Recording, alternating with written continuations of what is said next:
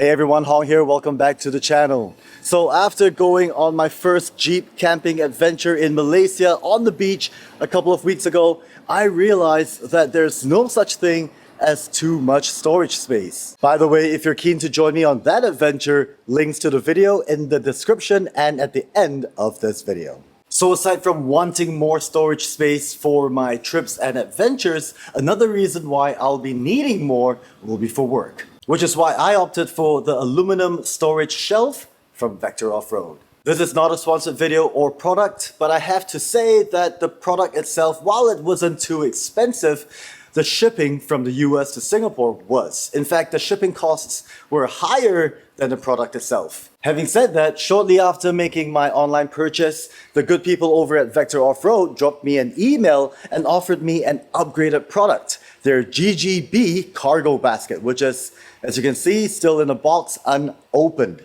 This is about $100 more expensive than the aluminum storage shelf that I initially ordered. So Vector Off-Road, thank you. All right, so why don't we open up the box, see what's inside, and then have it installed into the JL.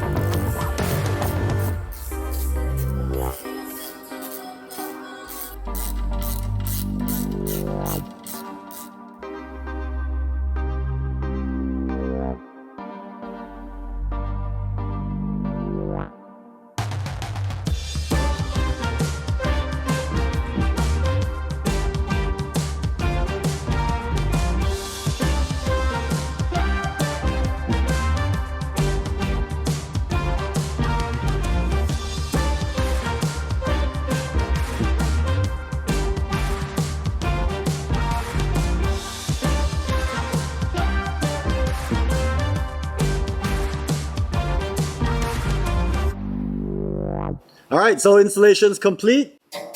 As you see, it took me about 1 hour to do it. Obviously, if you had a friend to help you with the cargo basket, mounting it in, it would be a little bit easier. But as you saw in the video, I could do this by myself. You could do this by yourself. 1 hour, that's it. And 1 hour includes me filming this. So maybe 30 minutes, 45 minutes. There are 3 heights available depending on where you mount this basket base. I put it at the lowest so it doesn't hinder the rearview mirror. I jumped into the driver's seat to take a look into the rearview mirror and it's perfectly fine. Maybe an inch of it is blocked off, but not a big deal. Obviously, if you start loading this with lots of gear and equipment, then it's gonna block the view anyway, but I don't think it's a big deal, personal opinion. So the only tools you're gonna need will be a plastic trim remover if you have one. If not, you could just use your fingers. It's really not too complicated. 11 millimeters socket wrench, and for the 2 sockets you want a 13 millimeter and an 11 millimeter, and that's it. Super easy.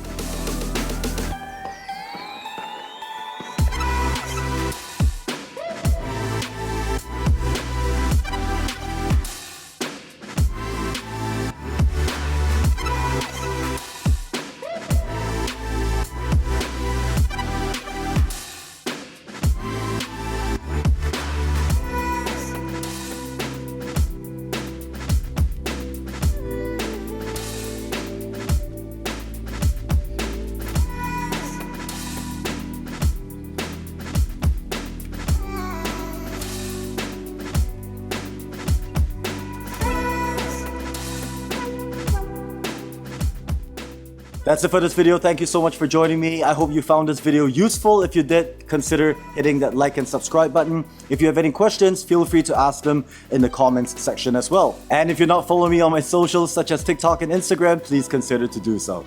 Take care of yourselves and I'll see you guys in the next one. Peace out.